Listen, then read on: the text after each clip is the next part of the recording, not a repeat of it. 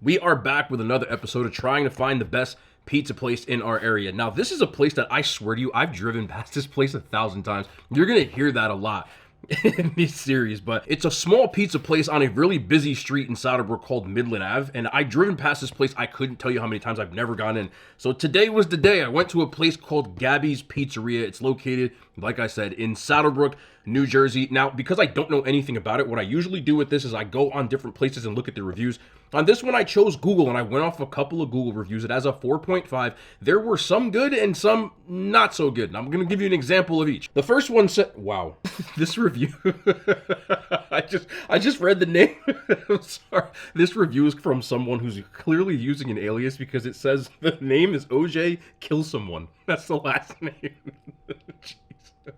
And I didn't notice that until right now. Anyway, OJ said, I ordered the cheese sandwich and curly fries. I could taste everything in one bite of that sandwich. Didn't feel heavy or overwhelming at all. He really knows how to make a good sandwich. I got the Philly cheesesteak. This one says, this is a bad one, says, I checked out Gabby's Pizza today and I have to say this is the worst pizza I've ever had. Keep in mind I love good pizza, but no flavor. Just a slice of unknown mess, very bland and disappointing. And pretty much that's kind of how it goes throughout it. One person ordered a chicken Caesar wrap and got mad because they forgot their ranch. I don't know. But that's what we have on the agenda today. Again, most of these are off Google reviews except for the pizza. And I saw something that was my own wild card that I thought was interesting. But let's start off with the pizza, man. Drop a thumbs up. Let's scooch this. I got two different sandwiches and something else there. You guys already know the vibes, man. Let's get into this video. This is just, they didn't have any crazy pizzas like I usually like to get. So I went pretty traditional for what I am usually. And I got a pepperoni pizza. Which is, this doesn't look bad, honestly. This is a pepperoni pizza, but it's a hot honey pepperoni pizza. Their pizzas range anywhere from $14 to $20 regular. They have medium, large, and extra large. So pretty decently priced. Now, this one costs $18 because of the toppings on it, but it looks like a pretty thin crust pizza. Actually, pizza crust is really thin compared to even what you get from most pizza places. It's a little thinner than normal. This almost feels like a thin crust pizza from like a franchise pizza place, but doesn't look like one. Just resembles one. So when you order a big New Yorker, it should look something like this, really, but that's not what they do at the franchises. Anyway, let's try this pepperoni and hot honey pizza.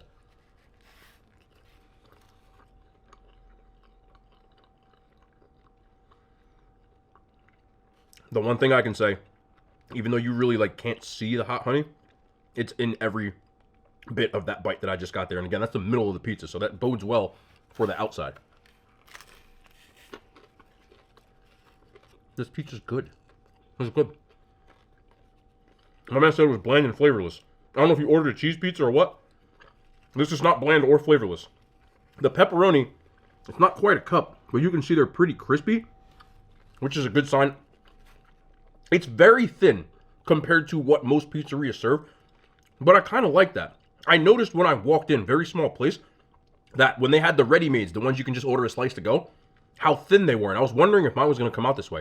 I guess that's how they do their pizza. I am not mad at that. This is good. I don't know who the hell said that. Again, I ordered pepperoni and hot honey. You might have ordered a plain. Could have been. The one thing that I do know is because it is a thin crust, there's not a ton of sauce on here. I said a bunch of times, I love a saucy slice. But with a thin crust, it wouldn't make sense. So I wasn't expecting it as soon as I saw the pizza. But there is absolutely nothing wrong with this pizza. I'd put this with any good slice of pizza in this area. I'm not mad at this at all, seriously. Because it's thin, similar to what one of those Google reviews said, I feel like I'm not going to be overwhelmed eating this at all. It's not heavy. It's a light slice. Whoever made this pizza, or the place, clearly has a way they do pizza and what they believe in, and I'm here for it. This is nowhere near the worst pizza that I've done so far. It's one of the better ones. I would give this a 7.8 out of 10. It's good pizza. I would order this again. Depending on the rest of the restaurant, it's good. And again, the hot honey and the pepperoni, nice touch. So I normally get two different pizzas, but this time because of the menu, again, not a lot of crazy types of pizzas, a lot of very traditional types of pizzas. So I said, okay, let's just get a regular. And I got a calzone. That was my first time doing a calzone in a long time. But they had a Gabby's calzone, which I guess is their signature one. That is a different looking calzone than I swear I've ever seen in my life. Calzones usually don't look like this.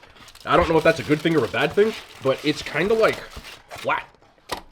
Calzones are usually kind of like bubbly, but their calzone has chicken cutlet, pesto, and sun-dried tomatoes. I said it sounded interesting. Again, right off the bat, calzone's usually loaded with ricotta. This more looks like a pizzone from Pizza Hut. Like, there's no ricotta in here, which is not what you see in a calzone normally. But again, I'm open to whatever. Calzones usually have a bubble in there. It's overflowing with freaking ricotta cheese in here, but that's what it looks like. This looks like a papadilla from Papa John's, but like a homemade version.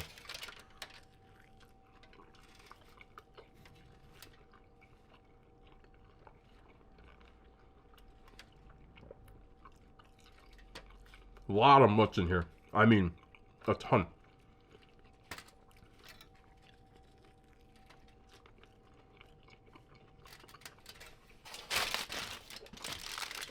It's just not bad. The sun-dried tomatoes give it like a sweet undertone, which I'm not used to with a calzone. And I'm not going to sit here and lie to you. That kind of put me off a little bit. I'm not sure what kind of sauce this is either. This don't look like regular sauce. But let's try it. All right, into the sauce. This almost looks like vodka sauce or something.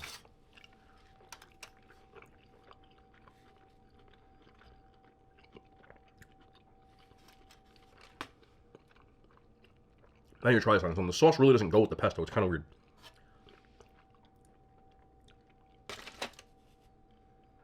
Yeah. No. This kind of tastes like tomato soup. I'm gonna try it again.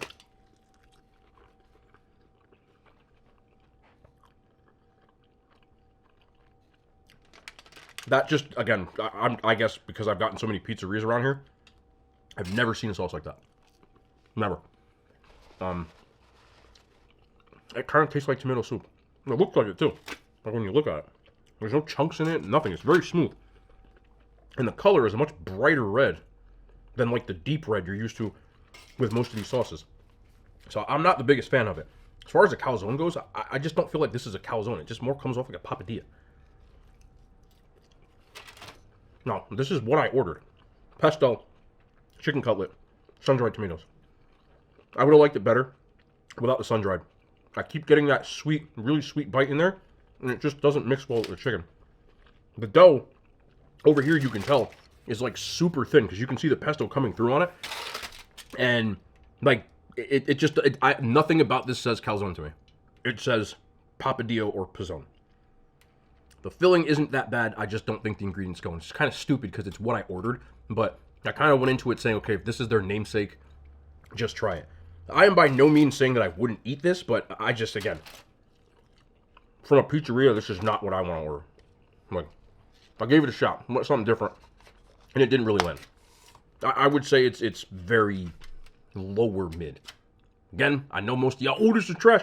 I never once used the term trash. This is not trash. The sauce is. The sauce, I'd give it 2 out of 10. I don't know what that is, but it wasn't on the pizza. The pizzone, which it's a calzone. The calzone, I'll give it a 4 out of 10. Like, I wouldn't not eat it. There's way better calzones than this. We might have to start getting some damn calzones, because this, if you didn't know what a calzone was, you'd be like, again, different kind of calzone than what I'm used to getting. When I checked the Google reviews, another person also raved about the chicken pesto sandwich, so I got one. I got pesto twice. Now, I know their pesto's good, but this is their chicken pesto sandwich. It does look pretty good. Toasted bread, ton of chicken in here. Whoever put this together, though, like, the sandwich assembly thing is kind of lackluster. Like, it looks not great, you know. It looks like they buttered the bread, too. There's a ton of pesto on here, which is good. And you only get 1 cutlet, which is not good. Like, you know.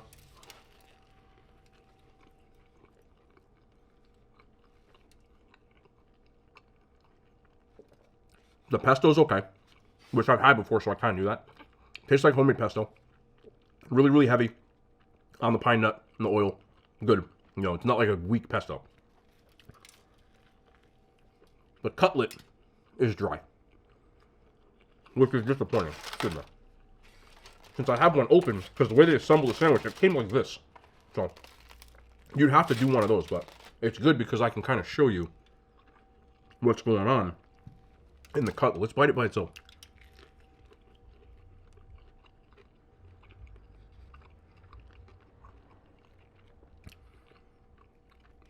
I like the seasoning in the breadcrumbs, but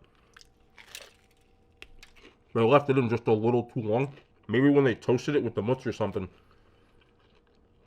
it's a little on the drier side for a cutlet.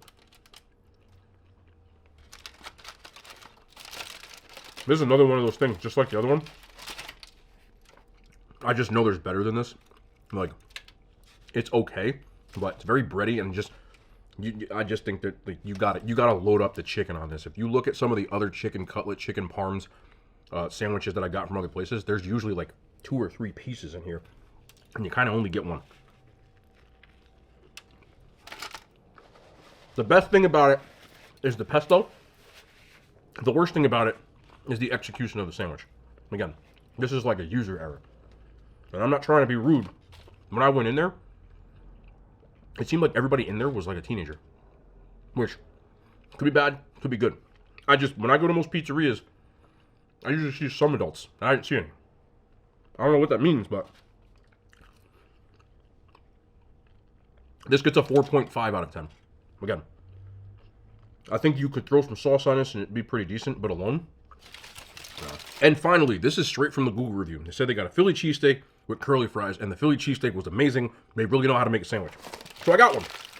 With their Philly cheesesteak, you get the peppers, the onions, the steak, and the cheese, but you get to pick between 3 different kinds of cheeses.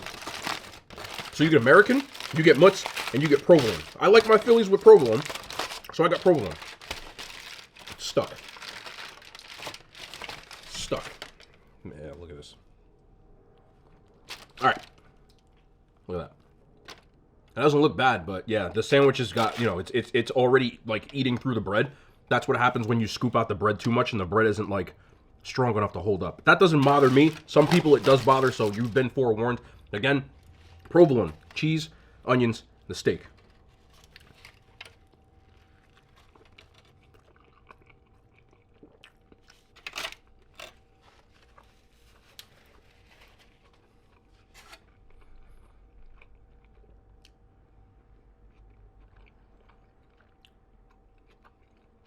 I'm going to be constructive here.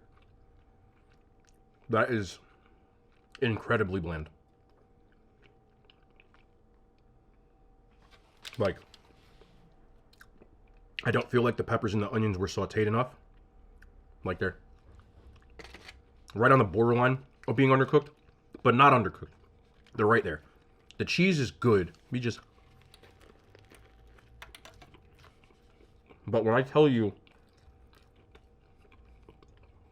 there's like nothing on the ribeye. Like nothing. Like, is there mushrooms in here? There's also mushrooms in here, yeah. But if you made this cheesesteak, it would be like you just took the ribeye, you just threw it on there, sauteed peppers and onions. Like, there's not even salt and pepper. Like nothing. Like maybe you throw some ketchup on this and eat it, but I've gone other places. There was another one in Soderbrooke that had like a really good Philly cheesesteak. This, one more chance. Yeah. Nothing. It's not cooked bad or anything. It does come off as pretty greasy, but cheesesteaks are greasy. I'm used to that. And this is like, if I was extremely hungry, it would be the only way I would eat this. But if I order this, damn in the mood for a Philly cheesesteak, there's no way I would order that again. It's just not for me. I'm going to give that a 2 out of 10. Like, I'd eat it, but I wouldn't eat it. And then they said they got the curly fries. Now, these are like frozen curly fries, so I don't know why you've raved about them, but I think they're going to be good. Yeah. These are the frozen ones you get from like a restaurant depot, which pizza places for the most part do that. I guess maybe if you, like, there's more seasoning on the damn fry than there is on the Philly cheesesteak, which is wild. Yeah, there really is.